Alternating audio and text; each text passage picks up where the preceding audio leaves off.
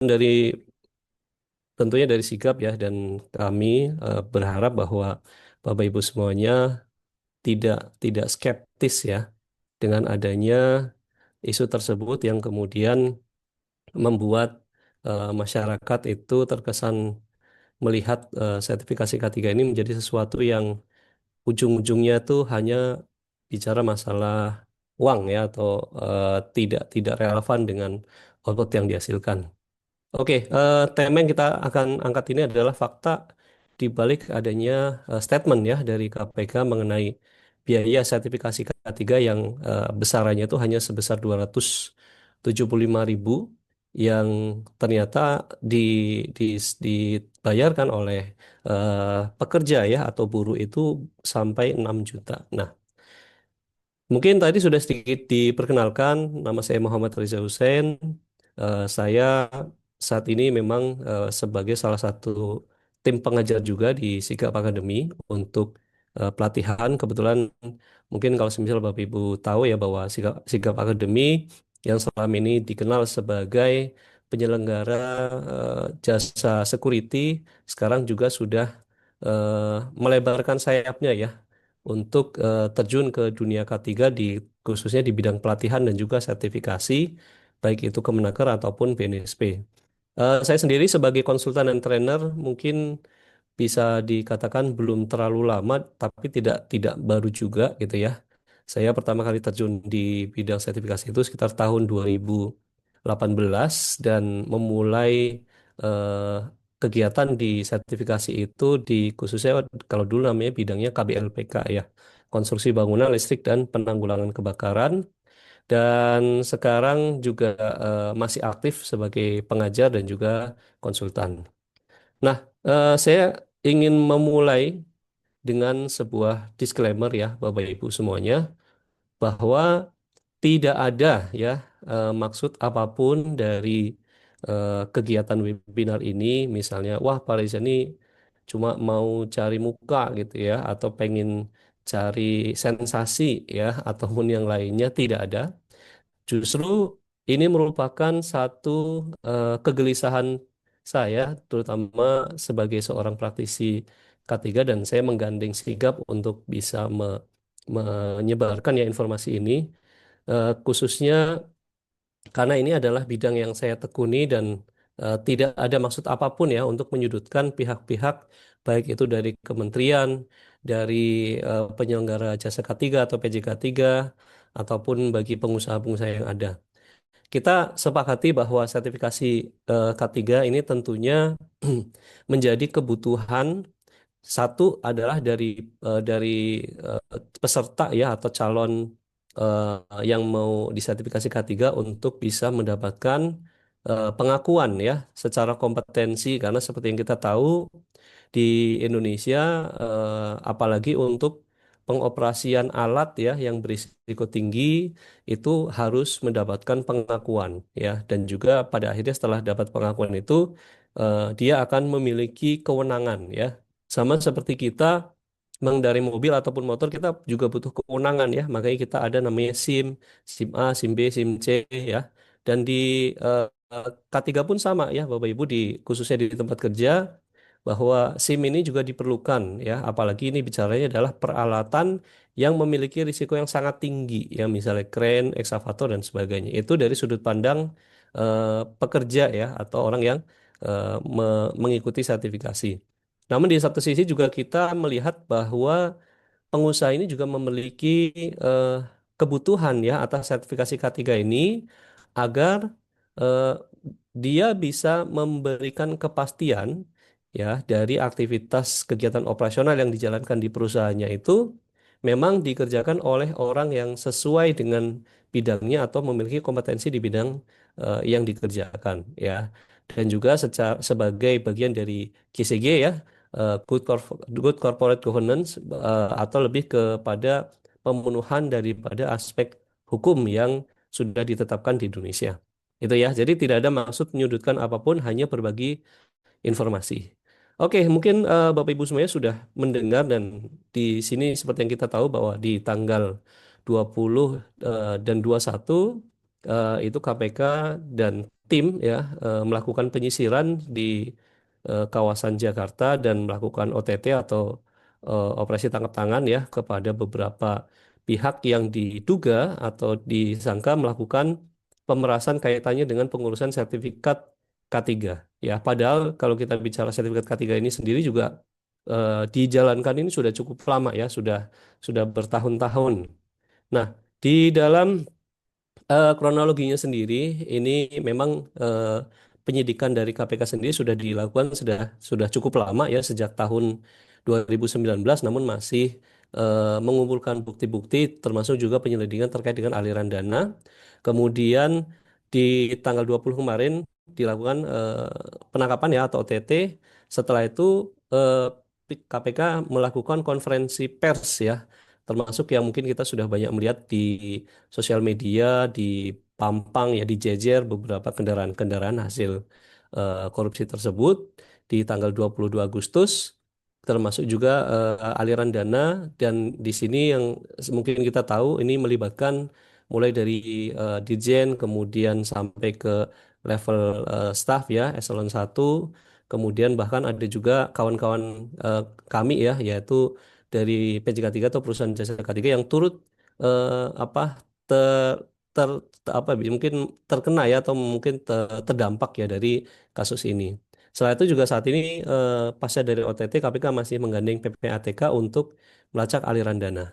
Nah, namun di dalam kegiatan ini saya tidak akan membahas bagaimana secara detail kasus ini terjadi. Yang ingin saya coba eh, bahas dan juga mungkin akan bagikan ke Bapak Ibu semuanya adalah mengenai apa sih dampaknya gitu ya dari kejadian ini. Karena seperti yang kita tahu bahwa dampak dari eh, kasus korupsi ini tentunya eh, sangat sangat berpengaruh ya, baik itu bagi pekerja, perusahaan, kemudian bagi negara ataupun secara sistem. Nah, kita lihat sendiri dulu yang dari sudut pandang pekerja ya, tentunya dari kejadian tersebut ya, karena adanya kasus korupsi tersebut, pekerja ataupun buruh pada akhirnya akan terkena beban yang lebih besar ya, karena pada prinsipnya dengan adanya penambahan-penambahan biaya yang tidak di seharusnya dibebankan, pada akhirnya kemudian dibebankan dan itu akan masuk ke dalam biaya operasional. Dan tentu saja PJK3 sebagai penyelenggara tidak memiliki opsi lain selain meningkatkan biaya atau cost operasional atau nilai jual yang disampaikan kepada pihak-pihak klien ataupun perusahaan. Kemudian dari perusahaan sendiri pun juga sama, dengan adanya kasus ini akan muncul biaya yang tidak terduga, kemudian risiko reputasi dan juga mengganggu secara sistem administrasi. Karena memang di beberapa kejadian ada kasus-kasus di mana PJK3 ini sudah melaksanakan pembinaannya atau sertifikasinya, namun ternyata sertifikatnya tidak terbit gitu ya, atau bahkan sampai tertunda sampai beberapa bulan bahkan beberapa tahun. Dan ini juga tidak sedikit pula yang saya dapat informasi, karena adanya peningkatan dana ini, beberapa PJK3 juga mengalami kolaps ya atau bangkrut ya, sehingga ini tentunya menjadi menjadi beban karena dengan eh, kolapsnya PJK3 akan banyak banyak lagi eh, staf-staf ya yang kemudian dirumahkan. Nah, bagi negara dan layanan publik yang seperti kita tahu ya bahwa eh, di dalam proses sertifikasi itu ada namanya PNBP ya, atau penerimaan negara bukan pajak, yang seharusnya masuk secara optimal ke negara.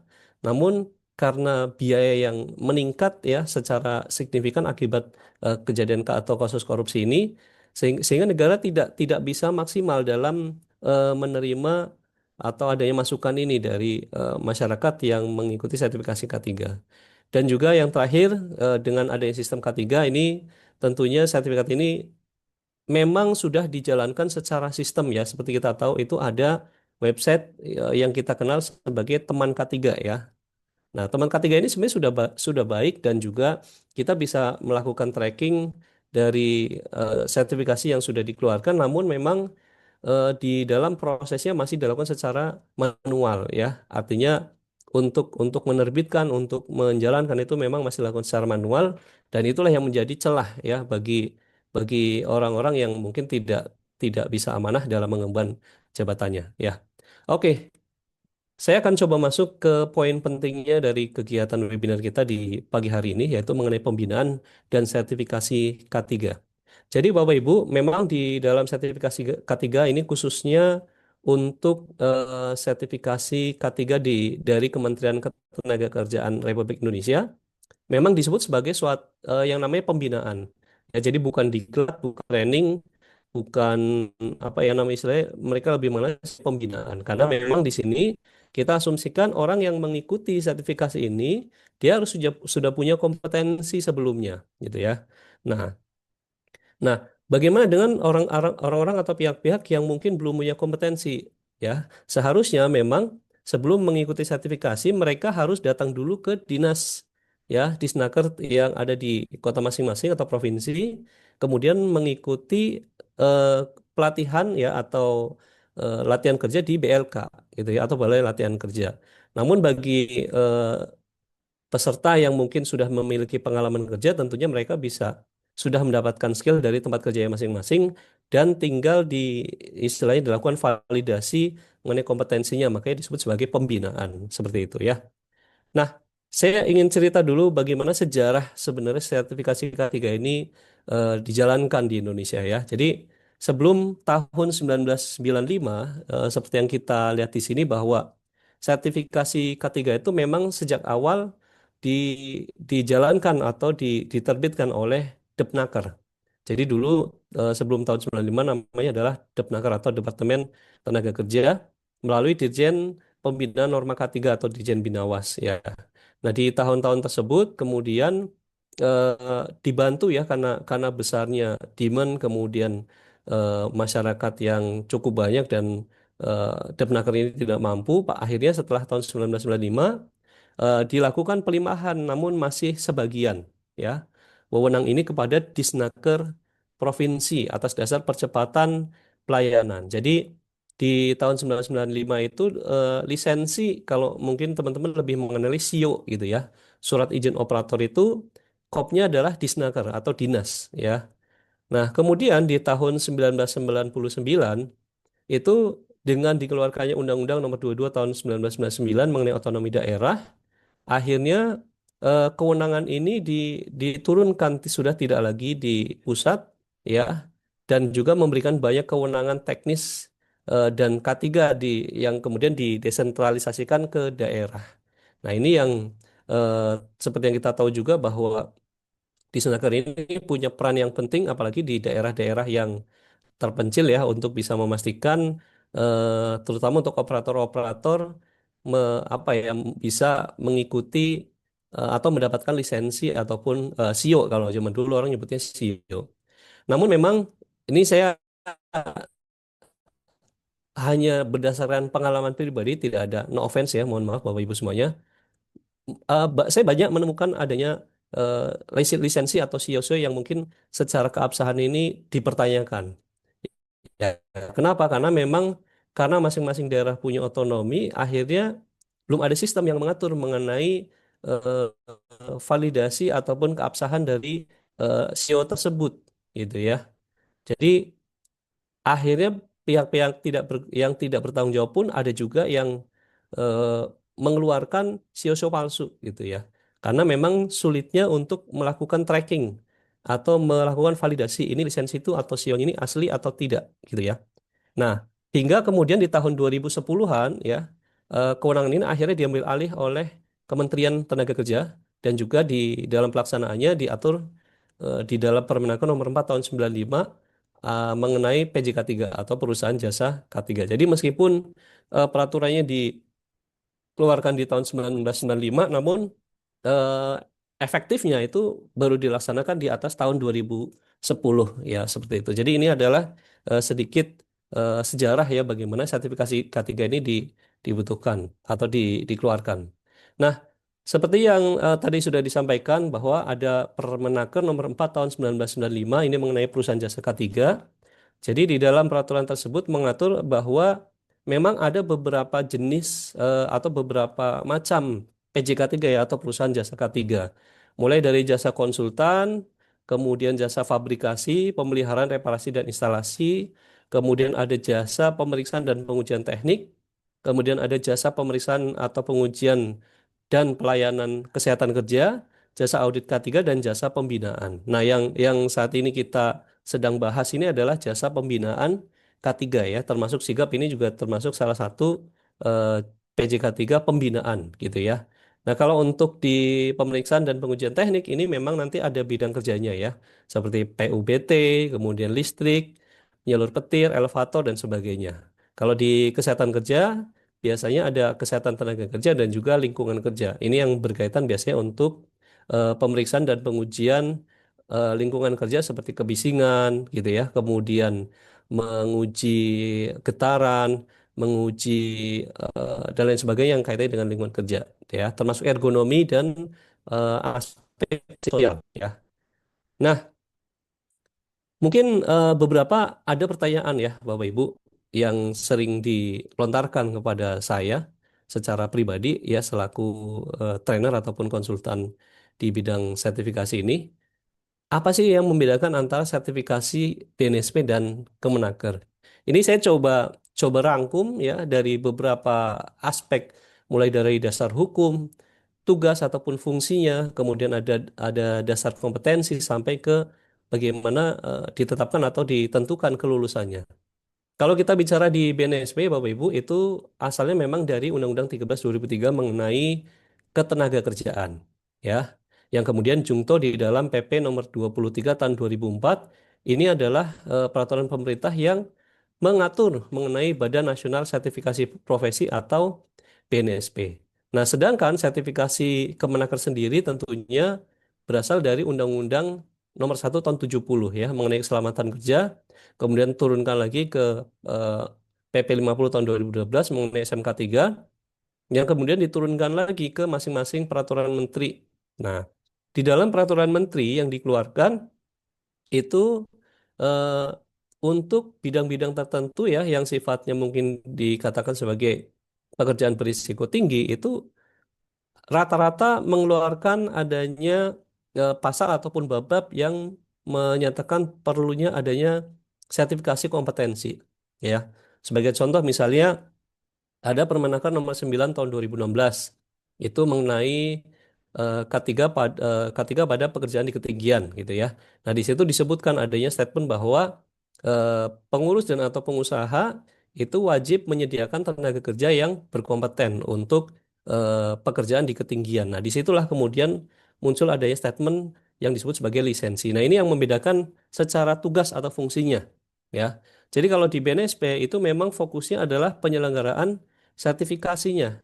Jadi bisa dikatakan mungkin lebih kepada pengakuan kompetensi seseorang. Ya, misalnya saya sebagai seorang chef, tentunya saya butuh pengakuan ya dari pihak yang diakui oleh negara dalam hal ini adalah BNSP. Mungkin kalau di luar negeri orang nyebutnya certification body ya. Seperti IOS, misal kalau di K3 ada IOS, ada NOSA ya dan sebagainya. Nah, ini adalah BNSP. Kemudian di Kemenaker sendiri sama seperti kepolisian yang mungkin menaungi undang-undang lalu lintas dan angkutan jalan, mereka menerbitkan lisensi yang dalam tanda kutip atau mewajibkan adanya lisensi berupa SIM, ya, yang kemudian SIM itu disesuaikan dengan eh, jenis kendaraannya, ya, dan juga mungkin tingkatan risikonya. Nah, hal ini pun juga sama ya. Jadi Kementerian Ketenagakerjaan kenapa dia bisa menerbitkan atau membuat lisensi? Karena mereka memiliki kewenangan atas tempat kerja ya. Jadi disebutkan dari Undang-Undang Nomor 1 tahun 70 ya, yang namanya tempat kerja itu meliputi baik itu ruangan ataupun lapangan, baik tertutup, terbuka, diam ataupun tetap ya, mau di darat, laut, udara, yang dimana di situ memiliki tiga unsur ya, yaitu adanya tempat kerja, tenaga kerja, kemudian adanya usaha dan adanya sumber-sumber bahaya. Nah, dari situlah kemudian mewajibkan bahwa di tempat kerja ini harus punya lisensi atau SIM. Nah, kemudian secara dasar kompetensi ya, kalau di BNSP mereka menuangkan persyaratan-persyaratan untuk kompetensinya, atau misalnya seseorang pengen dikatakan kompeten itu harus punya unit kompetensinya apa saja gitu ya, yang harus dipenuhi sama seperti kalau di kuliah itu ada kurikulumnya.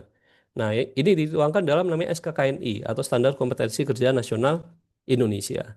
Kalau yang dari yang saya pahami bahwa SKKN ini memang kebanyakan secara hukum ya tingkatnya biasanya di level keputusan menteri ya, keputusan Menteri Tenaga Kerja.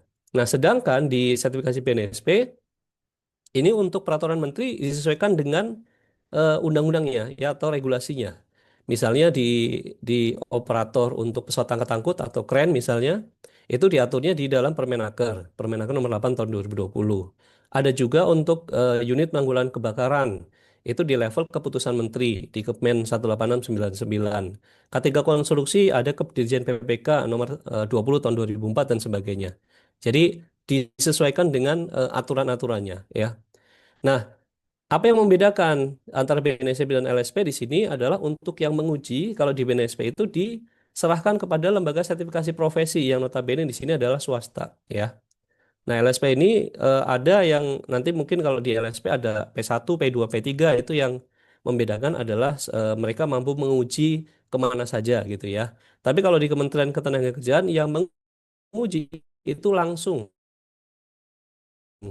dari Kementerian Ketenagakerjaan. Kalau mungkin kita tahu, kalau di Gatot Subroto itu lantai 7 ya, yang kemarin sempat ditutup karena adanya kasus OTT tersebut. Jadi yang ada di lantai 7 adalah pihak-pihak yang akan menguji. Saat ini pengujian di Kemenaker sendiri rata-rata ya hampir 100% itu dilakukan secara online. Jadi tetap melalui Zoom, tapi kemudian ujiannya dilakukan secara menggunakan aplikasi atau website teman K3 seperti itu. Nah, penyelenggaranya kalau di BNSP sendiri ini ada namanya TUK ya, bisa TUK sewaktu, bisa TUK mandiri. Prinsipnya ada pihak lain ya. Jadi tidak hanya satu pihak nih yang ingin memastikan kompetensi seseorang, tapi ada dua ya, ada TUK, ada LSP. Nah, di Kemenaker sendiri tentunya diserahkan pada PJK 3 pembinaan ya yang kita tahu ini termasuk salah satunya sigap akademi. Nah, mengenai syarat sertifikasinya. Nah, jadi kalau di BNSP sendiri memang untuk bisa mendapatkan sertifikat itu tidak harus mengikuti diklat ya.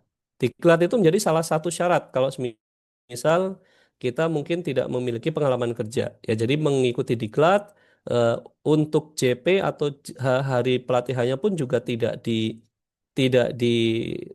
dijelaskan ya secara pasti misalnya harus berapa berapa hari, namun yang difokuskan adalah mengenai unit kompetensinya. Jadi ada sekian unit kompetensi yang harus dipenuhi gitu ya. Nah, berbeda dengan Kemenaker Bapak Ibu.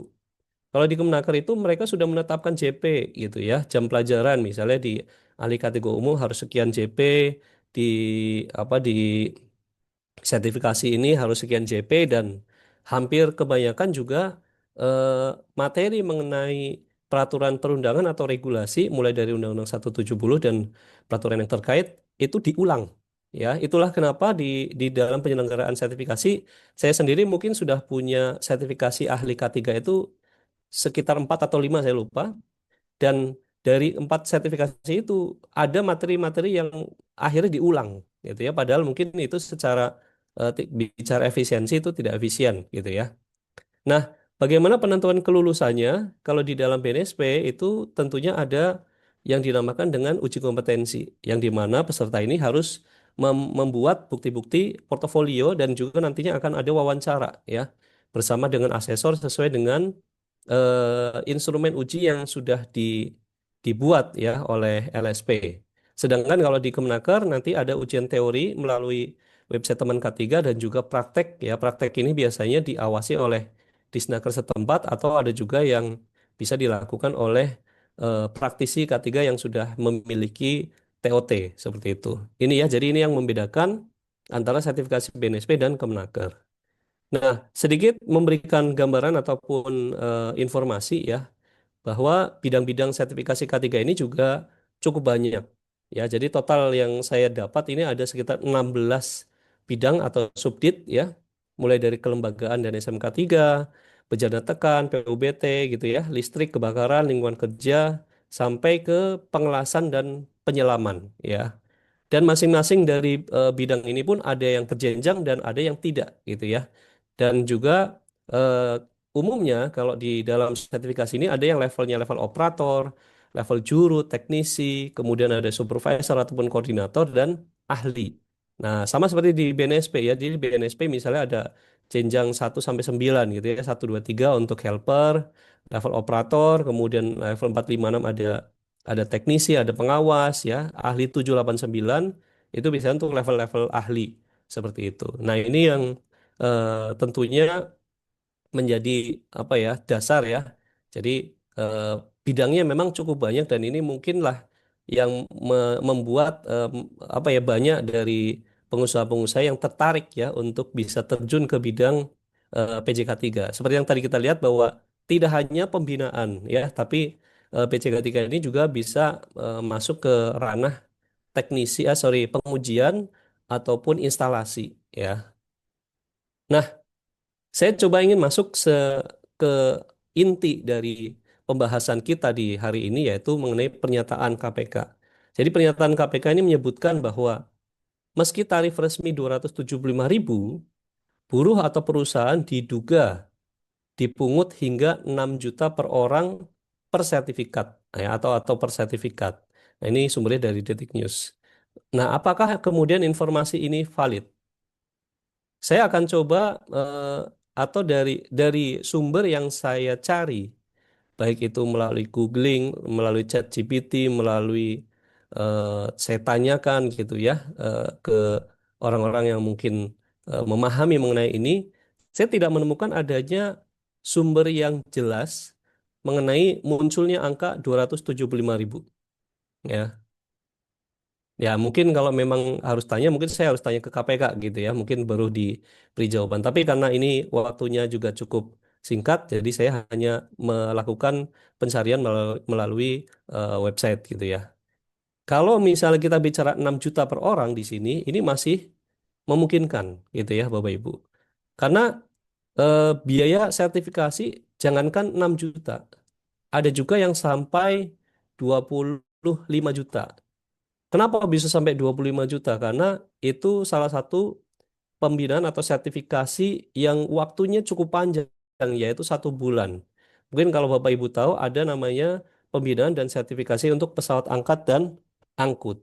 Ya, itu pesawat angkat dan angkut itu benar-benar 1 bulan dan tidak ada liburnya, gitu ya. Dan makanya biaya yang ditarif itu sampai lebih dari 20 juta. Nah, ada dua kemungkinan ya munculnya nilai 275.000 ini. Kalau saya menduga yang pertama mungkin biaya yang dimaksud itu adalah biaya PNBP-nya saja. Ya, jadi PNBP itu adalah biaya yang harus dibayarkan kepada negara atau retribusinya untuk persertifikat ya. Atau kemungkinan yang kedua adalah mungkin ada salah pencatatan gitu ya. Mungkin bukan 275.000 tapi 2.750.000 per orang per sertifikasi.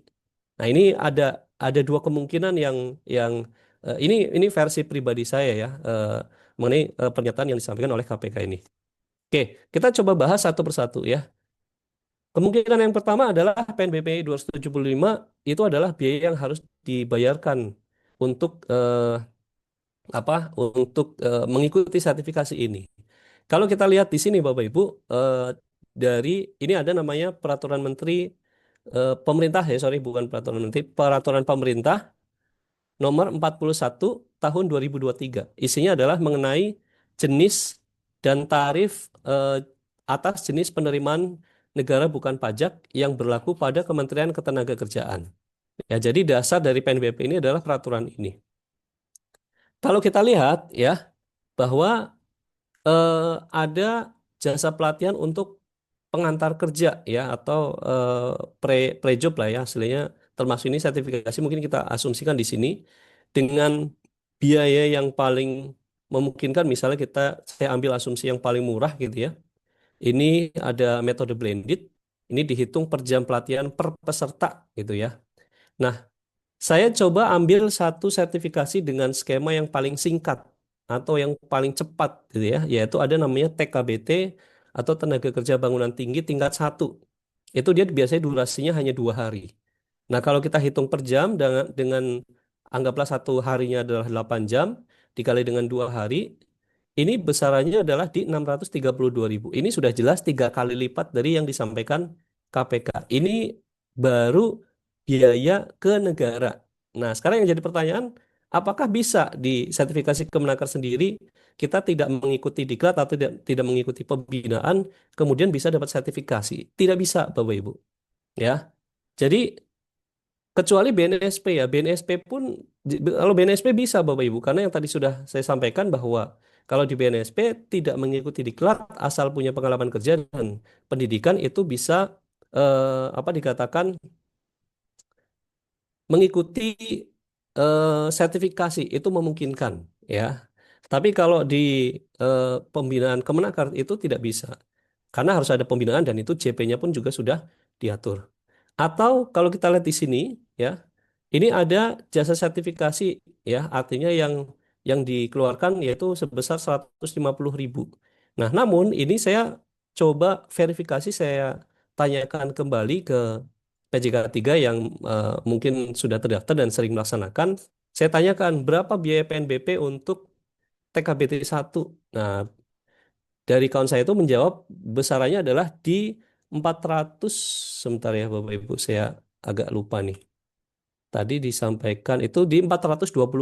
Itu aktual ya dengan kondisi yang saat ini. Jadi tidak mungkin biaya 275.000 itu akan dibebankan ya untuk biaya sertifikasi. Oke, ini adalah kemungkinan yang pertama. Kita lihat kemungkinan kedua. Nah, kemungkinan itu adalah mungkin ya salah cat ya dua cuma tapi 2.750.000 ya. Jadi Bapak Ibu harus tahu bahwa di dalam satu kali melaksanakan penyelenggaraan pelatihan ataupun sertifikasi ini ada banyak biaya yang harus dikeluarkan. Misalnya dari yang pertama adalah biaya PNBP, kemudian dari trainer, dari penguji, kemudian adanya sewa alat atau praktek. Kemudian seperti yang kita tahu kalau misal dia dilaksanakan di luar kota pastinya ada penginapan, baik itu trainer ataupun PIC. PIC itu adalah pihak PJK 3 atau perwakilan yang membantu secara administratif, absensi untuk mendampingi peserta dan sebagainya. Modul dan bahan ajar cetak kalau memang itu diperlukan atau diminta oleh klien. Transportasi baik itu pesawat ataupun darat, souvenir, manajemen fee dan sebagainya. Ya. Nah, ini semua adalah biaya-biaya yang sifatnya variabel. Jadi sangat tergantung dari jenis sertifikasi, sangat tergantung seberapa banyak JP-nya, sangat tergantung pada trainer yang digunakan, apakah di internal atau eksternal. Biasanya kalau misalnya internal, oke lah dia memang sudah digaji per bulan. Tapi kalau eksternal biasanya dihitung per hari. Mungkin saya coba curhat sedikit ya Bapak Ibu sebagai seorang trainer eksternal. Eh, Biasa yang dibayarkan kepada apa trainer untuk sertifikasi K3 jika kita bandingkan baik itu dari bidang-bidang yang lain, misalnya motivasi, kemudian produktivitas, ya, kemudian misalnya trainer-trainer yang lain, ya prinsipnya di luar daripada K3, jujur masih jauh di bawah standar. Atau kalau misal kita mau mengacu kepada Inkindo gitu ya. Inkindo itu di dalam penetapan tarif itu disesuaikan berdasarkan seberapa besar misalnya akademisnya, apakah D3, S1, S2, atau dokter atau profesor, kemudian disesuaikan juga dengan pengalaman kerjanya dan juga lain sebagainya. Nah, itu jujur masih jauh ya jika kita bandingkan dengan yang lain. Namun mungkin tentunya ada pertimbangan lain lah yang pada akhirnya ya para pengajar-pengajar di Kemenaker ataupun BNSP ini ya sudah kita menerima itu sebagai sesuatu yang harus kita terima gitu ya. Nah, jadi sangat tergantung dari CP-nya, kompetensi, lokasi pembinaan, kemudian jumlah peserta, Bapak Ibu. Nah, ini juga harus dipahami ya. Kalau yang ikut training itu cuma 5 orang, wah itu nggak akan masuk. Ya, nanti setelah ini saya akan coba coba coba buatkan sebuah simulasi ya. Kalau misal biaya 2.750.000 ini kira-kira masuk nggak gitu ya. Kemudian nanti juga ada alat yang harus disewa ya. Kemudian alatnya ini juga bisa macam-macam ataupun promosi lainnya yang ditawarkan oleh PJK 3 untuk bisa meningkatkan nilai jualnya ya. Nah, ini saya coba buat ya. Sebelumnya mohon maaf saya bukan mau buka dapurnya orang tapi saya hanya ingin mengedukasi Bapak Ibu semuanya. Sebenarnya kalau misalnya ya kalau kita lihat di sini ya, saya coba buat simulasi ada pelatihan yang sifatnya in-house ya. Untuk TKBT tingkat 1 asal PJK 3 dari Jakarta, lokasi pelatihan di Palembang. Nah, misalnya nih ya Bapak Ibu, jumlah peserta yang ditawarkan itu ada 10 ya. Cuma pelatihannya 2 hari, ujiannya 1 hari, berarti 3 hari lah ya total ya. Nah, apakah kemudian ini cukup? Kita lihat di sini. Kalau kita lihat di sini, saya coba list ya, mulai dari PNBP-nya, Fit Trainer ini pun juga PNBP saya turunkan di 350.000 dengan asumsi di sini tidak termasuk makan dan coffee break, Bapak Ibu. Misalnya ya, kenapa asumsi? Karena ini in-house berarti biaya tersebut dibebankan kepada pihak klien. Jadi hilang nih. Tadinya saya mau masukkan tapi ya udahlah, saya hilangkan. Karena lumayan gitu ya nilainya. Kemudian ada coffee break, training kit, souvenir dan sebagainya sampai akomodasi dari PIC dan lain sebagainya. Ini cadangan ya, dana-dana darurat. Atau kalaupun ini mau kita hilangkan ya oke lah. Dengan penawaran 275.000, kemudian kena pajak dan sebagainya, Bapak Ibu coba lihat. Minus Bapak Ibu. Minus 6% atau minus 1.500.000. Sekarang gini, ada nggak ya pengusaha atau penyelenggara yang menyelenggarakan kegiatan tapi pengennya rugi? Nggak ada. Belum adanya kemungkinan-kemungkinan seperti klien bayar tempo gitu ya, akhirnya mengganggu cash flow. Kemudian misalnya ada yang mungkin gagal bayar dan sebagainya. Yang itu kemudian tentunya akan menjadi masalah. Ya, dengan adanya pernyataan seperti ini, jujur ini sangat merugikan bagi manajemen dan juga penyelenggara jasa K3 di dalam melaksanakan penyelenggaraan. Dan sudah banyak ya memes yang beredar di sosmed, mohon maaf yang di chat nanya biaya sertifikasi dijawabnya apa? Lo KPK aja bilangnya cuma 275.000. Nah, gimana gitu ya. Nah, ini yang mudah-mudahan dari gambaran ini Bapak Ibu bisa lebih mengerti gitu ya. Dari PJK 3 yang ada di Indonesia, mereka juga berpikir keras bagaimana mengatur skema pembiayaan untuk sertifikasi.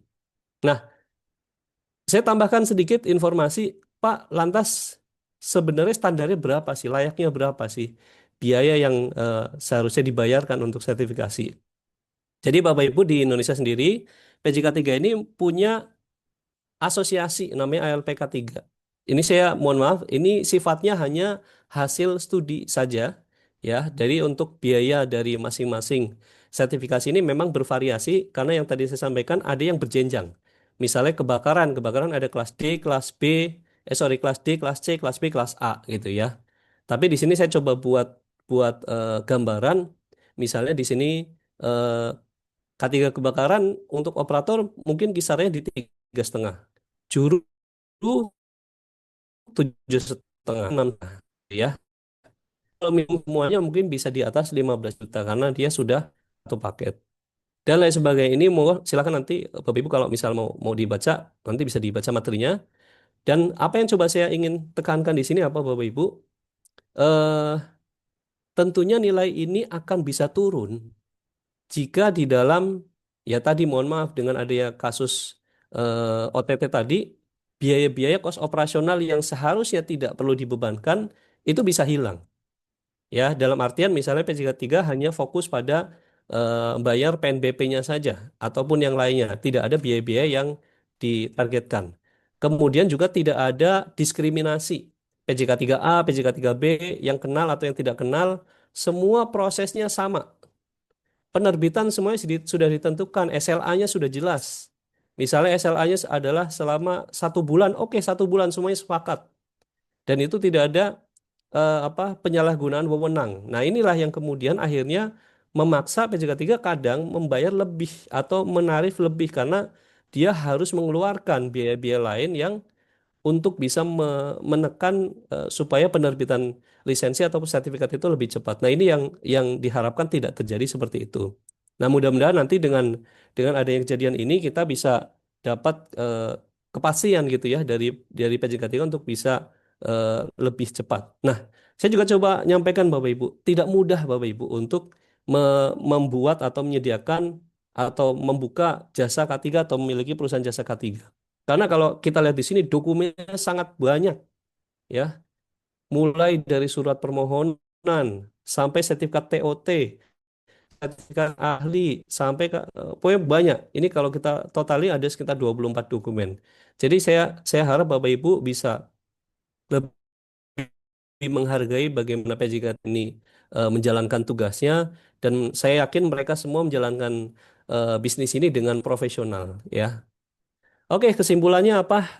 Satu adalah tentunya seperti yang kita tahu bahwa Kemenaker sebagai regulator punya wewenang ya dalam mengatur mekanisme sertifikasi K3 ini tentunya dari tahun sekitar 2010-an ya. Jadi dari tahun 2010 ke sini semuanya terpusat ke Kemenaker. Kemudian PJK 3 yang seperti kita tahu adalah mitra dari kementerian dan pengusaha untuk bisa menjalankan ya kegiatan pembinaan dan sertifikasi K3 agar dapat dilaksanakan secara profesional ya karena mereka punya tim, punya PIC, punya tim marketing, punya macam-macam ya, tidak hanya sekedar punya SKP tapi mereka juga berjuang untuk bisa mencari dan menemukan klien.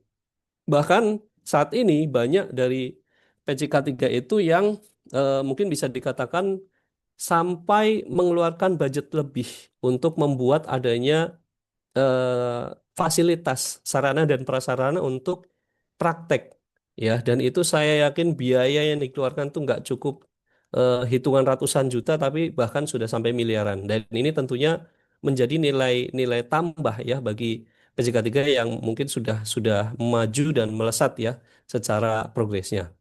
Kemudian sebagai tenaga, tenaga pengajar, terutama saya dan kawan-kawan narasumber yang lain, ini berasal dari praktisi ya, tentunya sudah memiliki kompetensi di bidangnya. Kami sudah memiliki sertifikat keahlian, kami sudah mengikuti TOT ya, kemudian memiliki sertifikat secara akademik dan juga pengalaman kerja. Tentunya berharap ya bahwa pengajar-pengajar ini bisa turut serta diperhatikan ya. Jadi selama ini mungkin banyak dari PJK 3 yang fokusnya udah cari jualan, jualan, jualan dan sebagainya. Namun dari Kementerian Ketenagakerjaan sangat kurang memberikan perhatian bagi para pengajar. Padahal seperti yang kita tahu bahwa tenaga pengajar ini adalah agent of change, Bapak Ibu. Jadi kementerian itu mengeluarkan produk hukum, kami sebagai pengajar adalah yang memasarkan produk hukum tersebut ya. Jadi kami mensosialisasikan mengenai peraturan A, peraturan B, harus harus syaratnya harus punya ini, harus punya itu. Namun ternyata para pengajar ini tidak diperhatikan ya. Bahkan sampai saat ini ya asosiasi masih berfokus pada PJK 3-nya. Belum berfokus pada pengajarnya. Ya, saya nggak tahu nih mungkin ke depan dari sini kita bisa mendengar oh nanti akan ada nih asosiasi pengajar yang benar-benar bisa merangkul dan memastikan tenaga pengajar ini bisa di apa ya dibantu diatur atau disejahterakan lah ya seperti itu. Dan yang terakhir kesimpulannya adalah jelas biaya sertifikasi 275 ini sangat tidak relevan dengan kondisi aktual. Dan justru pernyataan ini akan memberikan stigma negatif ya pada masyarakat tentunya yang ingin mengambil sertifikasi K3 karena dianggap percuma saya bayar biayanya ujung-ujungnya dikorupsi gitu ya. Karena padahal negara cuma minta 275.000 ini suatu pernyataan yang salah gitu ya. Ya, terakhir apa sih sebenarnya saran perbaikan dari kegiatan sertifikasi ini? Saya nggak tahu ya, apakah mungkin webinar ini akan nyampai ke para pengambil keputusan atau tidak. Saya berharap yang pertama adanya sentralisasi ya, Bapak Ibu. Ini yang sangat kita harapkan, kita berharap ini bisa terjadi gitu ya. Yaitu mungkin ya, secara penerbitan baik itu BNSP dan Kemenaker ini bisa digabungkan melalui satu pintu ya. Jadi nggak ada lagi orang bingung ini sertifikasi dari BNSP, ini dari Kemenaker, ini dari SDM. Kita berharap bisa satu pintu. Logonya bisa nampang bareng gitu, ya. Karena kan sebenarnya prinsipnya sama, skemanya sama, gitu ya. Kemudian nanti sistemnya silahkan mungkin bisa dari pemerintah lah yang akan mengatur. Yang kedua adalah pengorganisasian untuk keahlian. Bapak Ibu semuanya seperti yang kita tahu memang eh, kita sebaiknya menyerahkan gitu ya untuk tenaga-tenaga pengajar ini kepada ahlinya. Di Indonesia sendiri yang namanya asosiasi ataupun perkumpulan profesi itu sangat banyak. Nah, ini seharusnya bisa ditetapkan ya atau mungkin oke lah tenaga pengajar harus dari mereka-mereka yang sudah memiliki kartu keanggotaan profesinya. Misalnya di Indonesia ada MPK 2I untuk kebakaran, ada Haloi, ada Set, ada apa lagi yang semuanya mungkin sudah tergabung di bawah Innospro. Ini yang kita berharap bisa seperti itu supaya bisa terukur secara kompetensinya. Tenaga pengajar nggak cuma sekedar bisa ngomong gitu ya, tapi juga punya pengalaman kerja, punya sertifikasi dan sebagainya. Yang ketiga adalah tentunya adalah standarisasi untuk harga ya. Jadi bukan bukan pada akhirnya terjadi perang harga karena banyaknya nilai-nilai variabel tadi, tapi mungkin sudah bisa ditetapkan dengan tim ya, jangan terlalu terlalu murah gitu bahasanya. Tapi maksudnya adalah untuk menyesuaikan. Termasuk juga mungkin dengan adanya standarisasi harga ditetapkan standar minimum untuk kuota ya atau standar minimum untuk jumlah peserta yang diikutkan sertifikasi sehingga tidak memicu adanya perang harga. Karena kalau misal kuota pesertanya kecil, misalnya 2 orang, 3 orang, kemudian dipaksakan untuk berjalan gitu ya, itu pada akhirnya terjadi perang harga di situ. Dan ini yang tidak kita harapkan. Kemudian standar kompetensi. Nah, ini tentunya dari sudut pandang regulator berharap bahwa adanya perumusan kembali mengenai standar-standar untuk kompetensi baik itu dari Kemenaker, BNSP sehingga ini skemanya tidak tumpang tindih gitu loh. Ya, contohnya untuk kebakaran. Kebakaran ada kalau di Kemenaker ada kelas D, kelas C, kelas B, kelas A gitu ya. Di LSP, di BNSP ada fireman 1, fireman 2, ada namanya FSM atau Fire Safety Manager. Nah, ini kan menjadi menjadi apa kebingungan bagi market karena adanya tumpang tindih secara kompetensi padahal dua-duanya sama-sama ngurusin kebakaran gitu ya. Kemudian yang kelima tentunya adalah sosialisasi dan komunikasi. Ini sangat penting bahwa pemerintah juga harus berperan aktif untuk bisa melakukan sosialisasi ya, yang kemudian berfokus pada pengembangan SDM-nya. Apalagi kalau kita bicara sertifikasi K3 ini, K3 ini jadi role model gitu ya. Jadi orang terdepan yang dilihat apakah dia itu bisa bekerja dengan baik atau enggak gitu ya. Dan ini jangan sampai kemudian mengganggu ya, esensinya tidak dapat. Nah, yang terakhir adalah kanal pelaporan. Jadi kita harus bisa belajar dari pengalaman dengan adanya kasus OTT ini, pemerintah harus bisa memfasilitasi, harus bisa memberikan ruang bagi publik, bagi masyarakat untuk bisa menyediakan kanal pelaporan yang jelas, yang terintegrasi. Tujuannya apa? Tujuannya adalah pencegahan adanya tindak upaya korupsi yang kemudian saya percaya bahwa di Indonesia ini masalahnya bukan kekurangan orang pintar, bukan kekurangan orang-orang yang berkompeten, bukan. Kurangnya adalah kekurangan orang yang jujur, orang yang memiliki rasa malu, orang yang ketika dia merugikan orang lain dia merasa malu. Itu ya, itu aja yang kurang kita di Indonesia dan kita berharap bahwa dengan adanya kanal ini bisa minimal gitu ya, mengurangi atau orang-orang yang ingin punya niatan untuk melakukan tindak upaya korupsi agak sedikit ditekan gitu ya dengan adanya kanal pelaporan ini. Oke, mungkin itu saja Bapak Ibu. Tidak sekali lagi saya sampaikan tidak ada maksud untuk menyudutkan pihak manapun di dalam sharing ini karena saya tahu tema dan judul ini cukup cukup sensitif ya dan tujuan dari saya menyampaikan ini adalah sebagai edukasi bagi masyarakat, bagi teman-teman semuanya untuk mengembalikan citra dari pelatihan dan sertifikasi untuk dukung terciptanya Indonesia yang berbudaya K3. Terima kasih dan mohon maaf dalam penyampaian ada yang kurang berkenan. Saya kembalikan lagi ke Mbak Nika. Silakan.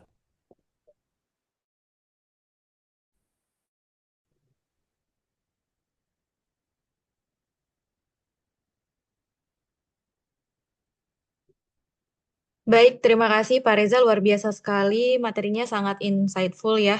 Dan juga di kolom chat juga sudah terjadi diskusi dan juga beberapa pertanyaan. Sepertinya pesertanya amat sangat antusias ya untuk melakukan sesi tanya jawab. Oleh karena itu, saya buka sekitar 6 pertanyaan. Kita baca dulu yang dari kolom chat ya Pak ya. Yang pertama ada dari Bapak Arjuna Sriwijaya. Sebagai sharing, waktu tahun 2015 saya mengikuti kegiatan pre-commissioning boiler. bejana tekan berisi uap untuk pengetesan alat pressure relief valve-nya di salah satu pabrik besar milik swasta nasional di kawasan Marunda Center, Kabupaten Bekasi. Waktu itu, dari Disnaker Kabupaten Bekasi mengirimkan inspektornya, terdiri dari supervisor berbaju dinas Kadisnaker Kabupaten Bekasi dan satu orang eksekutornya. Ketika inspektor dan pengetesan selesai dilakukan dalam durasi waktu sekitar 5 jam, yang saya tahu waktu itu, begitu inspeksi dan pengetesan dilakukan, barulah sertifikasi K3 untuk alat boiler tersebut dikeluarkan atau invoice bisa dikeluarkan. Mohon penjelasan, apakah alur prosedur seperti ini yang benar? Apakah pada zaman sekarang alur prosedur dan pengetesan K3 seperti ini masih berlaku? Silakan Pak Reza. Oke, terima kasih Pak Arjuna ya. Saya coba sampaikan dasar hukum untuk riksa uji. Meskipun sebenarnya itu konteksnya agak di luar dari judul yang kita bahas saat ini. Ya, kita harusnya di pembinaan gitu ya. Tapi oke. Jadi di dalam Permenaker Nomor 8 Tahun 2020 yang merupakan peraturan revisi ya dari Permenaker Nomor 5 Tahun 85 dan juga Permen 9 2010 mengenai operator ya dan juga peserta angkat angkut. Jadi memang kalau di di Permen 585 itu dulu belum diatur secara jelas untuk mekanisme reksa ujinya. Bahkan form reksa ujinya itu juga tidak dimasukkan ke dalam lampiran. Namun ketika terbit di Permenaker Nomor 8 Tahun 2020 itu dikeluarkan adanya standar pelaporannya gitu ya. Jadi Bapak Ibu harus dipahami menurut Permenaker 8 2020 untuk pihak-pihak yang memiliki kewenangan untuk melakukan riksa uji itu ingat-ingat ya ada tiga. Satu adalah pengawas spesialis ketenagakerjaan untuk pesawat angkat dan angkut. Ingat pengawas spesialis bukan pengawas umum ya. Yang kedua adalah penguji K3. Nah, ini mungkin dari badan-badan pengujian. Dan yang ketiga adalah ahli K3 pesawat angkat angkut yang notabene dia adalah bagian dari PJK3 Riksa Uji. Ya. Jadi berbeda antara PJK3 pembinaan dengan PJK3 Riksa Uji. Ya. Nah, kemudian Bapak Ibu harus paham bahwa di dalam penerbitan atau memastikan suatu peralatan. Sorry, ya oh ini bahasnya boiler ya, tapi it's okay sama aja, hampir-hampir sama. Boiler, pesawat angkat angkut itu sama. Jadi harus dilakukan yang namanya riksa uji terlebih dahulu oleh tiga pihak tadi, ya. Nah, setelah dikeluarkan, apakah kemudian pasti lulus? Belum tentu. Karena kalau kita bicara pemeriksaan pengujian itu aspeknya banyak. Itu pemeriksaan visual, dokumen, ya, kemudian fungsi, pengukuran, kemudian pengujian tidak merusak, pengujian merusak dan sebagainya. Itu semua harus dilalui, kemudian dituangkan di dalam suatu dokumen hasil riksa uji. Kalau misalnya di dalam proses riksa uji itu tidak tidak memenuhi syarat, kalau misal atau misalnya ada yang harus di replace, biasanya akan diberikan kesempatan untuk melakukan perbaikan. Ya, kalau memang sudah dilakukan perbaikan, kemudian diperiksa kembali, kondisinya sudah oke, sudah layak, maka diterbitkanlah surat, bukan surat ya, sorry, laporan hasil riksa uji tadi. Nah, yang menurut peraturan tersebut, laporan hasil riksa uji ini sebenarnya secara hukum sudah sah, gitu ya, karena memang dikeluarkan oleh pihak yang memang sudah diakui. Namun masih ada tambahan, yaitu perlu adanya pengesahan. Jadi laporan tersebut harus dilakukan validasi. Divalidasi oleh siapa? Oleh Disnaker. Tujuannya apa? Tujuannya adalah supaya Disnaker itu mendapatkan informasi, oh bahwa di lokasi ini ada alat PUBT, PAA ataupun mesin produksi yang lainnya, gitu ya. Sehingga dari Disnaker bisa melakukan pengawasan secara langsung di situ dan tadi eh, muncul namanya surket atau surat keterangan memenuhi atau memenuhi syarat K3. Kalau dulu kita mengenalnya sebagai SIA, surat izin alat. Ya, jadi surket ataupun surat izin alat ini adalah suatu surat yang dikeluarkan untuk melakukan validasi atas hasil riksa uji yang sudah dilakukan. Kalau untuk masalah pembayaran dan lain sebagainya, saya jujur sudah di luar kewenangan saya untuk membahas masalah itu. Jadi mungkin boleh ditanyakan langsung ke PJK3 yang menyelenggarakan. Tapi saya perlu sampaikan sedikit bahwa eh, PJK3 yang akan melakukan riksa uji itu harus memiliki namanya SKP. atau surat keterangan penunjukan yang Bapak Ibu bisa cek ya sekarang itu di website Teman K3 gitu ya. Jadi eh, SKP ini sendiri juga Bapak Ibu harus tahu bahwa tidak semua PJK 3 Riksa Uji itu punya SKP ya. Misalnya kita lihat di sini ada lembaga K3. Nah, ini ada IPJK 3, kita bisa cari tuh.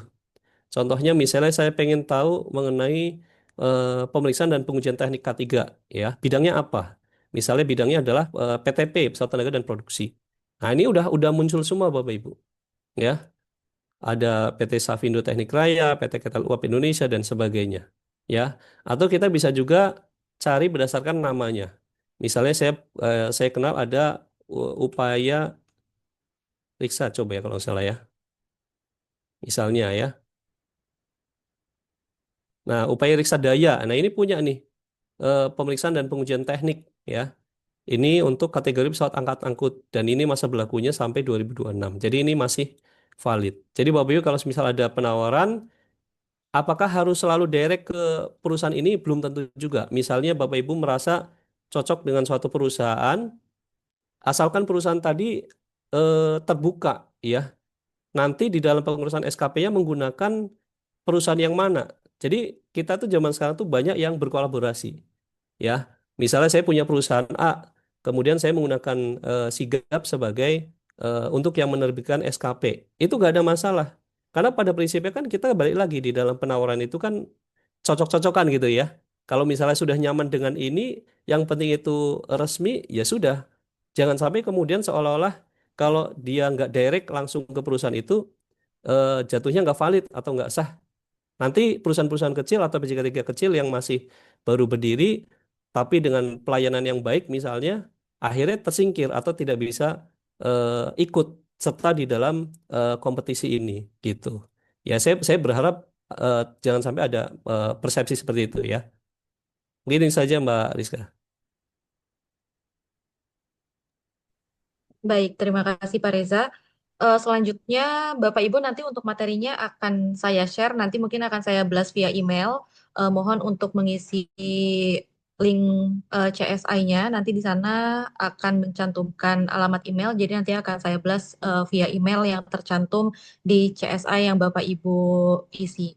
Kemudian untuk pertanyaan kedua, apa langkah selanjutnya yang dilakukan oleh PJK 3 untuk memastikan pungli tidak ada lagi di Kemnaker, bukan hanya di PJK 3 training hingga ke PJK 3 lingkungan kerja? Silakan Pak Reza. Ini ada dari Bapak Fahru Roji. Ya, kalau saya melihat sih, apakah PJK 3, apa yang harus dilakukan PJK 3 ya nggak bisa Pak. Karena PJK 3 itu kan bisa dikatakan sebagai perpanjangan tangannya dari kementerian ya, untuk memastikan tidak adanya pungli. Mungkin ya Pak ya, kalau kita bicara dari sudut pandang PJK 3-nya ya, PJK 3 harus harus proaktif dan juga harus memiliki ketegasan ya untuk tidak mengikuti praktek-praktek pungli ini ya. Tapi sekali lagi ya namanya PJK 3 kan pengusaha ya, yang kita juga kadang masih takut dengan regulator ya, pada akhirnya menurut aja gitu dalam tanda kutip. Tapi dengan PJK 3 apa secara tegas menyatakan tidak ingin bergabung atau tidak ingin turut serta dalam upaya pungli ini, ya tentunya itu akan mendorong kementerian lebih lebih ketat lagi dan disiplin dalam menjalankan sertifikasi yang apa bisa dikatakan jujur ya, transparan, dan juga tentunya itu saya yakin jika tidak ada pungli akan bisa menekan dan biaya sertifikasi akan lebih rendah. Tapi nggak 275.000 juga gitu ya. Mungkin bisa turun sekitar 1 juta atau 1,5, atau mungkin 500 kan lumayan ya. Kalau dikali 1.000 kan sudah banyak juga gitu ya.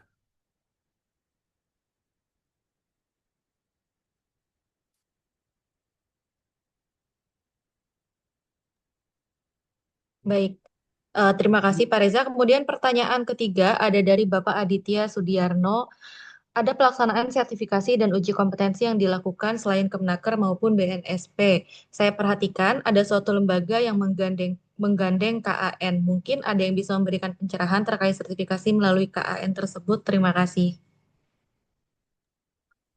Oke, kan ya. Jadi eh, memang kalau kita bicara di jasa K3 ini banyak ya, tidak hanya masalah sertifikasi tenaga kerja, ada juga tadi ya sudah disampaikan bidangnya itu ada lembaga audit, ada konsultasi, ada Baik. periksa uji, ada instalasi dan sebagainya. Saya sendiri mungkin tidak terlalu familiar, tapi yang saya pernah dengar itu biasanya KAN itu adalah untuk sertifikasi, contohnya adalah seperti sertifikasi sistem manajemen. Ya, misalnya dari untuk ISO itu ada juga yang menggandengkan. Itu lebih kepada kalau saya melihatnya lebih kepada ininya ya, tingkat apa ya? Mungkin saya bilang contoh kalau di ISO tuh punya branding yang lebih baik atau istilahnya punya nilai jual yang lebih besar gitu ya. Contohnya karena kan ini terkenal cukup ketat ya untuk proses auditnya sehingga beberapa perusahaan yang menginginkan perusahaan ini punya sistem yang lebih baik itu mereka mempersyaratkan harus ada kan-nya gitu. Jadi dia punya punya nilai jual yang lebih besar. Perbedaannya mungkin setahu saya hanya seperti itu sih, Pak.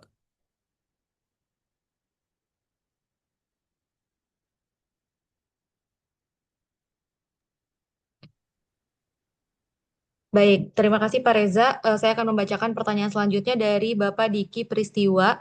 Apakah PJK3 memiliki alur pembayaran PNBP yang dimaksud PP nomor 41? Silakan Pak Reza. Oke, apakah PJ3 memiliki alur pembayaran PBP yang dimaksud? Ini saya mungkin agak bingung ya, yang dimaksud dengan alur pembayarannya itu seperti apa. Tapi yang jelas tadi ya bahwa semua hal-hal yang diatur kaitannya dengan PNBP itu sudah dijelaskan di dalam peraturan yaitu tadi di PP nomor 41 tahun 2023. Yang jelas sistem pembayarannya pun juga tidak menggunakan amplop ya, Pak ya. Tentu sudah ada kayak semacam billing code yang diberikan kepada PJK3 pada saat dia sudah selesai melaksanakan pembinaan atau mungkin mendaftarkan untuk menyelenggarakan sertifikasi dan itu sudah diberikan billing code dan dulu pun juga pada saat sosialisasi mengenai PNBP ini di di apa diikuti juga ya ada dari KPK ada dari ke, Dirjen Pajak Keuangan dan sebagainya yang itu semuanya sudah disampaikan ke PJK3. Saya sebelumnya mohon maaf karena saya bukan pengusaha jasa K3. Jadi saya masih minim terkait dengan informasi yang kaitannya dengan administrasi dan pembayaran ini nanti lebih kalau misalnya ada hal-hal yang seperti itu mungkin bisa ke Mbak Rizka atau teman-teman dari PJK3 seperti itu.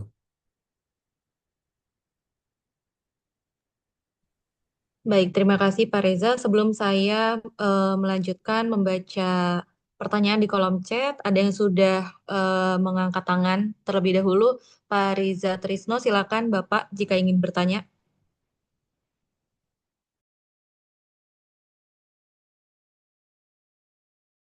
Silakan Pak Riza, ini kawan saya nih Pak.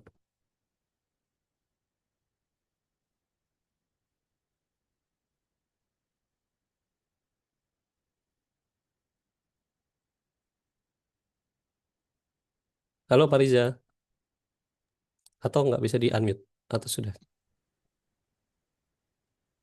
Oke, sudah Halo, di-unmute. Oke sudah. Silakan halo Pak. Pak Reza. Ya, Ya, terima kasih Pak Reza waktunya. Eh, ini pertanyaan saya sama dengan tadi. Sebenarnya untuk perbedaan waktu untuk penerbitan sertifikasi K3, baik itu dari Kemenaker secara otoritas, itu berapa lama dibanding dengan BNSP? Karena gini, eh, perbedaan ini penting karena kadangkala kalau jenis sertifikasi keahliannya ini kan berbeda-beda ya. hmm, Kalau di BNSP pun begitu. Nah, standarnya kalau misalnya kita sebagai AK3 umum saja ya, itu sebenarnya berapa lama sih Pak Reza? Dan di BNSP sendiri itu kalau sebagai K3 Madya atau utama itu bisa berapa lama eh, penerbitannya? Terima kasih Pak Reza. Itu saja. oke. Mungkin saya coba langsung jawab ya. Kalau secara tertulisnya Pak, Saya jujur belum pernah melihat adanya surat ataupun pernyataan ya dari kementerian ataupun dari LSP mengenai SLA-nya ya. Eh, Berapa lama untuk sertifikat tersebut diterbitkan. Namun saya sendiri pernah bertatap muka dan berdiskusi langsung dengan direktur untuk K3 ya saat ini Pak Idam itu seharusnya itu 2 minggu seharusnya ya. Namun ya seperti kita tahu bahwa ini sertifikat yang diurus bukan hitungan 100-200 lagi nih Pak, tapi se-Indonesia tiap hari ya. Sementara semuanya terpusat dan saya juga nggak tahu ya di dalam kementerian sendiri pengaturannya seperti apa. Eh, dari pengalaman yang sudah-sudah gitu ya, itu kalau di Kemenaker bahkan sampai 3 bulan aktualnya ya Pak. Tapi beberapa ada juga yang sampai mengeluhkan dan kejadian sampai lebih dari 3 bulan bahkan setahun pun ada. Ada yang komen tuh 1 tahun. Ya, sebenarnya inilah impact dari kasus kemarin, Pak. Ya, jadi karena demand-nya sangat tinggi, kemudian resources-nya terbatas, disitulah kemudian jadi celah untuk pihak-pihak yang tidak bertanggung jawab untuk memanfaatkan momen ini dan mengambil keuntungan. Makanya di situ disebutkan upaya tindak pemerasan ya Pak ya. Jadi mungkin Pak Riza bisa bisa bayangkan PJK 3 ditekan dari bawah oleh klien, sertifikat saya kapan terbit dari atas nunda. Akhirnya apa yang terjadi ya itulah adanya celah di situ dan terjadi adanya upaya pemerasan dan penyuapan. Nah, dan saya tidak ingin memberikan statement yang bagaimana ya mengenai tadi juga sempat ada yang nanya kenapa yang ketangkap kok cuma satu padahal PJK 3 banyak. Itu sudah di luar dari ranah saya karena saya bukan pengusaha PJK 3 dan itu saya tidak berani untuk memberikan komentar gitu ya. Gitu Pak Riza. Kalau di LSP pun sama Pak. Saya belum pernah melihat ada surat atau pernyataan yang menyebutkan SLA-nya berapa bulan ataupun berapa minggu gitu ya. Dan itu yang jadi ya saya sih berharap mudahan itu juga tidak menjadi celah korupsi di sertifikasi BNSP ya yang itu harus harus bisa dipastikan. Artinya kalau semisal tidak mampu ya mungkin apakah pengurusan tersebut harus digandeng dengan pihak swasta untuk mempercepat atau menambah personil. Apalagi yang setahu saya kalau di kementerian itu kan nambah personil itu tidak mudah ya Pak ya. Jangankan di kementerian, di dinas saja pun sampai sekarang masih ada statement bahwa pengawas ketenagakerjaan tidak tidak rasionya tidak sesuai dengan jumlah perusahaan yang ada di Indonesia. Jadi itulah kenapa pengawasan ketenagakerjaan masih kurang. Seperti itu, Pak.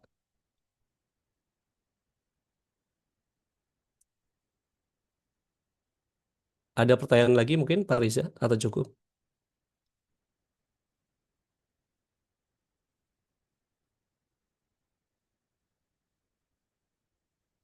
Oke, mungkin cukup ya.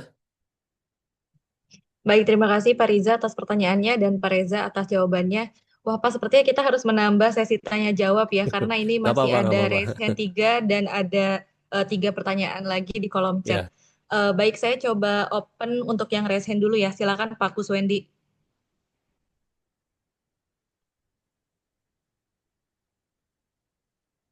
Halo Pak Kuswendi.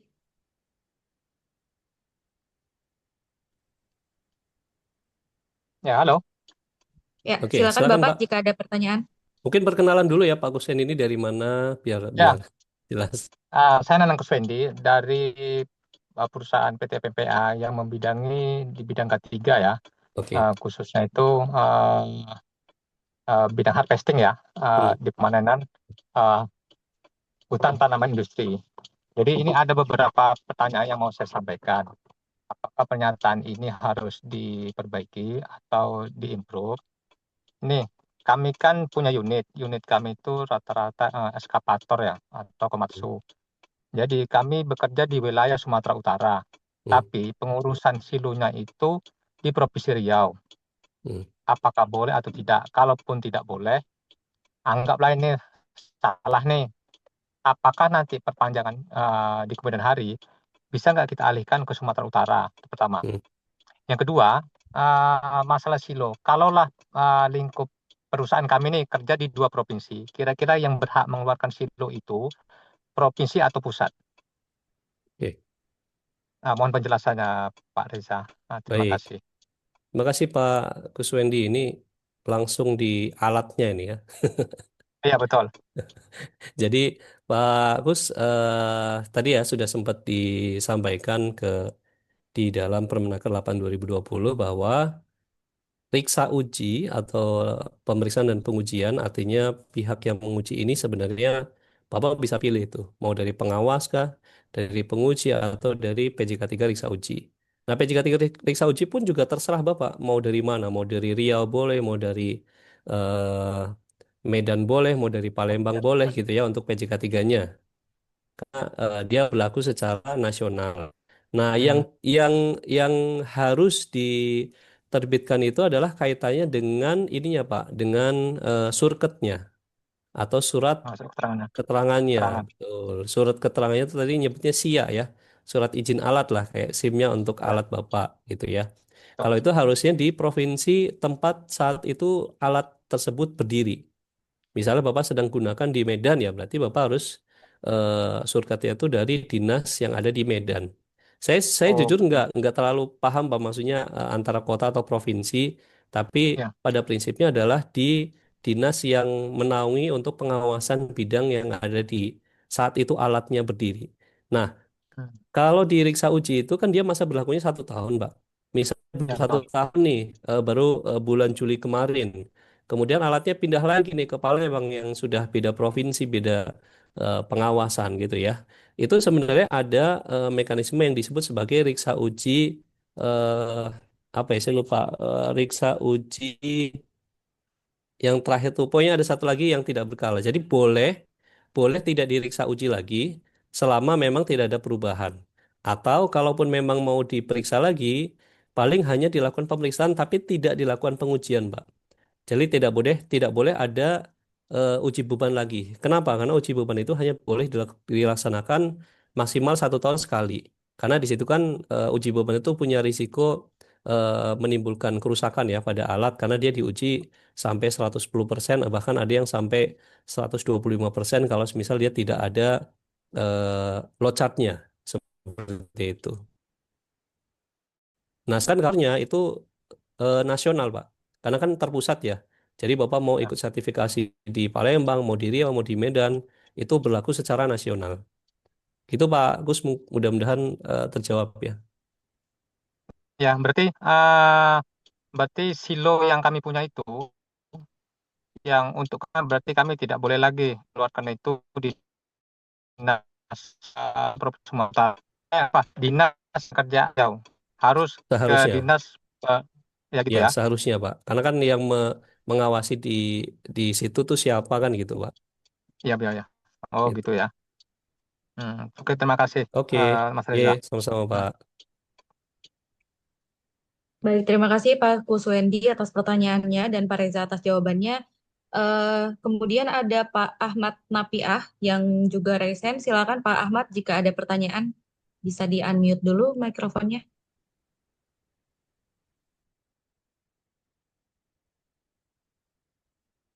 Oke, selamat siang Pak Reza, Siang Pak. Mbak Rizka, Dari mana ini makasih. Pak Selamat siang. Panap ya? Saya dari Balikpapan, Pak. Oh, Balikpapan. Oke, silakan Pak. Iya. Oke, kita kita berdiskusi aja, Pak. Soalnya saya lihat dari tadi kan analisisnya tentang masalah fakta ke tentang masalah sertifikasi. Nah, Ya. karena saya nangkapnya dari masalah PJK 3-nya, terus standarisasi dan menurut saya yang paling besar sekali sih masalah transparansi harga. Karena dari pemerintah, dari Kemenaker sendiri pun nggak kasih acuan untuk harga transparansi yang alurnya dari berapa sih Hmm. sertifikasi yang dinyatakan 275 ini sertifikasi seperti apa? Kan Ya, masing gantung ya, betul. masing gantung antara itu sertifikasi K3 lingkungan kah, masalah Mm-mm. teknisi kah, itu gantung sebenarnya. Mm-mm. Yang 275 ini gantung. Jadi kasih dari KPK kasih statement tuh gantung ini ke arahnya mana? Apakah Mm. ke sertifikasinya saja, atau Mm. suratnya saja, atau hanya pekerja apa kegiatannya dari awal Mm. sampai akhir nih?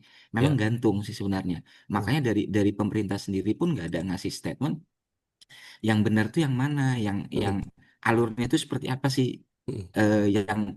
yang benar. Nah, itu yang jadi teman-teman dari perusahaan dari PJK 3 itu merasa gantung. Ini makanya ada beberapa saya tercancel untuk masalah training teman-teman yang di sini karena masalah itu. Jadi ada pertanyaan, ini sertifikatnya atau pelatihannya? PJK 3-nya pun nggak bisa ngasih statement Iya. karena masih merasa belum ada gambaran nih, karena ditekan harga sebenarnya yang berapa, 275 ini apa Ya. gitu loh.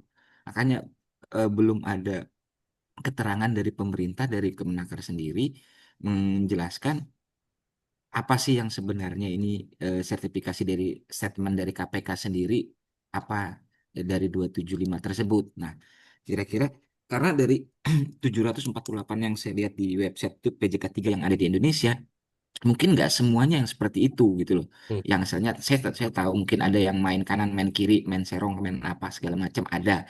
Sampai sertifikasi yang sampai tertahan bertahun-tahun, nanti Ya. mau sertifikasi ulang lagi sudah yang lalu aja belum terjadi. Nah, itu yang Mm. kadang-kadang yang celah-celah yang tadi Mbak Resa bilang yang harusnya bisa ditutupin tapi nggak bisa ditutupin karena ada kesempatan dari PJK 3 yang diserang dari bawah dan diserang dari atas gitu loh. Mm-mm. Kadang-kadang Mm-mm. seperti itu yang Mm-mm. saya sih ya satu mudah-mudahan kasus ini masalah transparansi, masalah harga, alur apa segala macam jadi terlihat ya. Terus masalah standarisasi untuk kompetensi pengajarnya juga sih saya Mm. harus harus ditingkatkan. Jadi Mm. harus ikut asosiasi kah dia. Jadi kebanyakan kompetensi untuk pengajarnya pun harus dilihat gitu loh, jangan asal cabut-cabutan. Ya. Saya sering ngalamin, sering ngeliatin ada beberapa yang asalnya yang cuma ya dikasih yang minim-minim ya. Saya tidak Mm. tidak menyangkut saya untuk para para pengajar gitu kan, cuma ya pastikanlah standarnya berapa sih, setahun, 2 tahun, 3 tahun Mm. yang harus apalagi secara teknisi kadang-kadang ada yang mencabutan gitu nah Pak. Misalnya yang teknisi itu kan lebih lebih spesifik ya, khusus Ya. harusnya itu harus ada statement dari pemerintah. Oh, standar untuk pengajarnya minimal lima Mm. tahun secara teknis gitu kan. Kadang-kadang Mm. itu yang lebih khusus gitu loh. Jadi tadi masalah transparansi harga, Mm. kompetensi untuk pengajarnya, Mm. terus regulasinya juga harus Mm. dirubah. Regulasi yang ini harus dirubah. Jadi Mm. orang ya nggak bertanya-tanya juga. Nah, terus informasi masalah standarisasi harga itu yang paling penting. Jadi Mm. kasih tahu deh, dari Menakar harusnya berikan ya, nanti mudah-mudahan nanti apa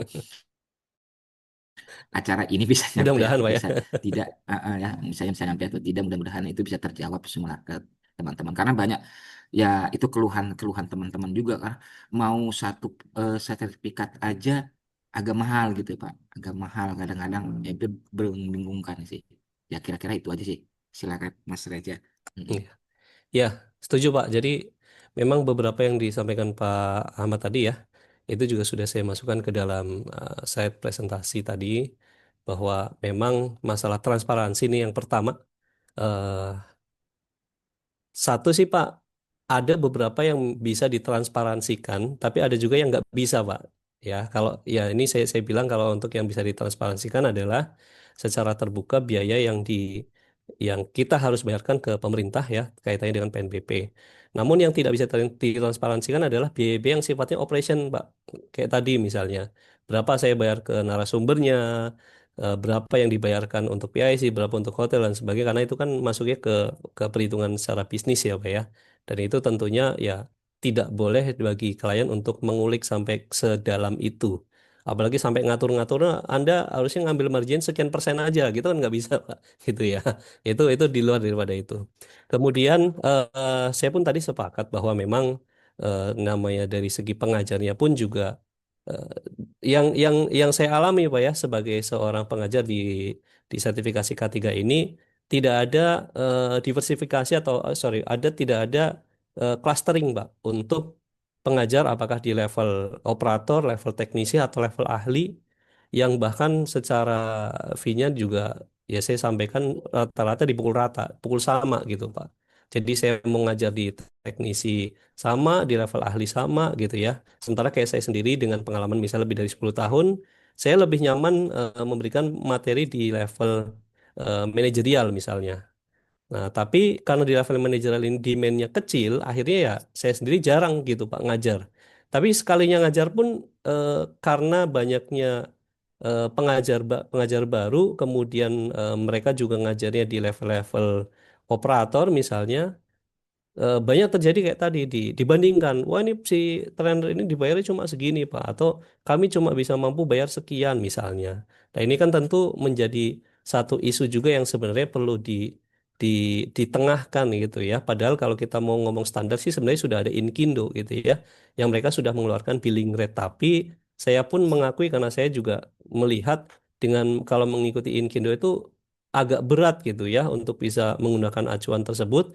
Apalagi tadi tidak ada standarisasi dari pemerintah dan di sini memang yang banyak apa mungkin sempat mengeluarkan standarisasi harga itu ALPK 3I itu tadi Pak. Nah, saat ini ketuanya Pak Ragil nih kebetulan juga ada komen di situ ya. Kalau ALPK 3I dia sempat mengeluarkan tadi Pak. Jadi data yang tadi saya sampaikan di presentasi ya itu juga sempat saya share, mudah-mudahan ini tidak menyinggung dari LPK 3 atau saya tidak menyalahi wewenang LPK 3I. Di sini sudah saya sampaikan ini Pak. Ada beberapa harga yang sebenarnya sudah pernah distandarkan gitu ya.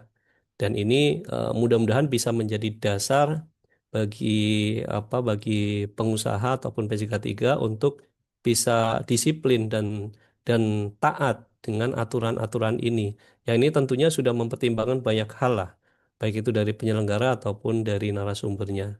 Seperti itu Pak. Dan mungkin kalau misal ya saya juga punya harapan yang sama. Mudah-mudahan kegiatan ini bisa nyampe ke Prof. Yesi Erli gitu ya, supaya bisa terdengar dan ya komen-komen dari teman-teman yang ada di sini juga bisa diterima oleh Kemenaker. Seperti itu.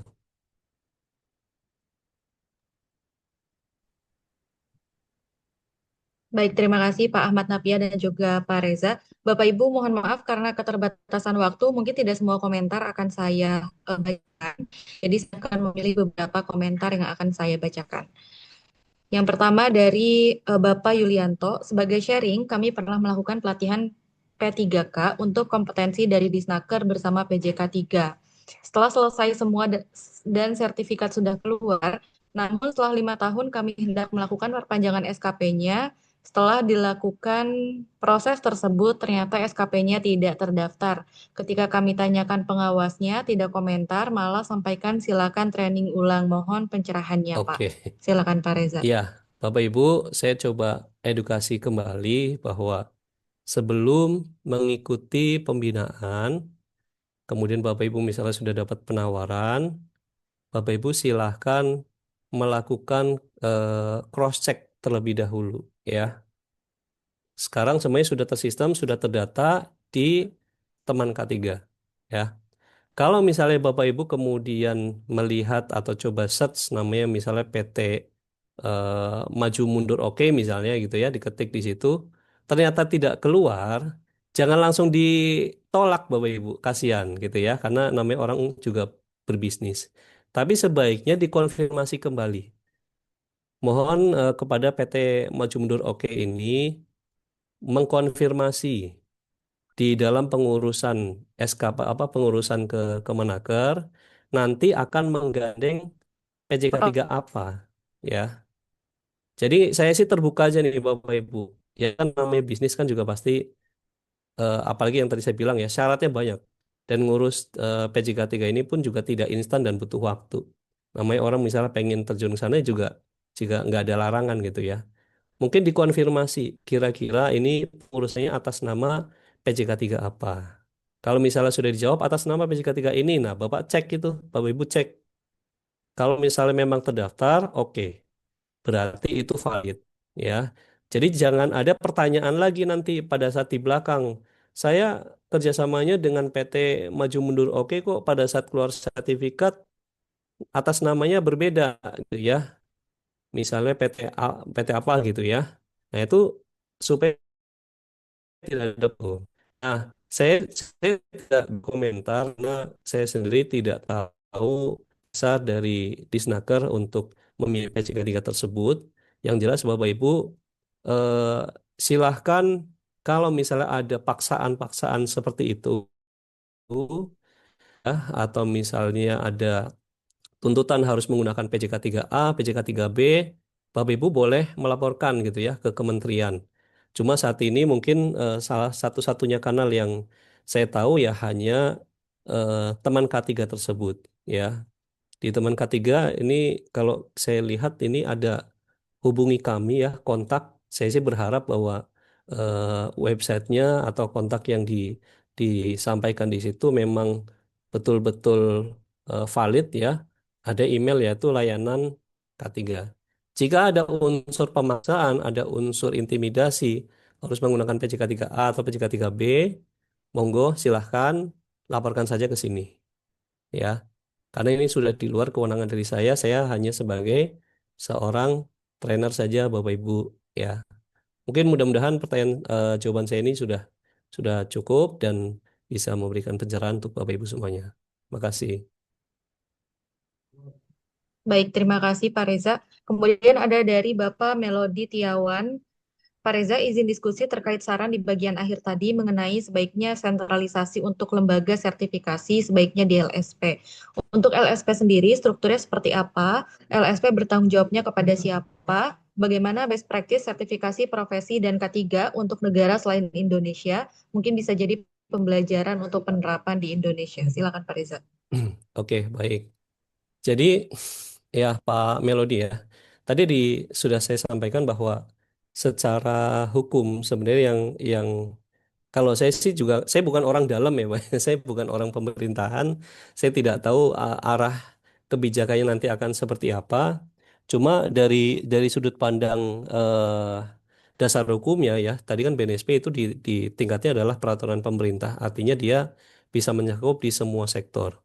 Dan di Indonesia sendiri saya juga pernah apa istilahnya melihat ya program-program di luar negeri ada juga program penyetaraan untuk kompetensi. Ya, contohnya teman-teman yang kerja di Australia, mereka ingin mengikuti atau kerja di sana, sementara mereka eh, ingin penyetaraan kompetensi. Nah, itu salah satu yang diakui itu adalah dari BNSP, Pak. Kalau di Kemenaker berlakunya Indonesia, tapi kalau yang internasional itu berlakunya adalah di BNSP. Tapi ingat Bapak Ibu, BNSP itu hanya lembaga yang memberikan keputusan eh, kompetensinya berdasarkan bukti-bukti pemenuhan dari portofolio.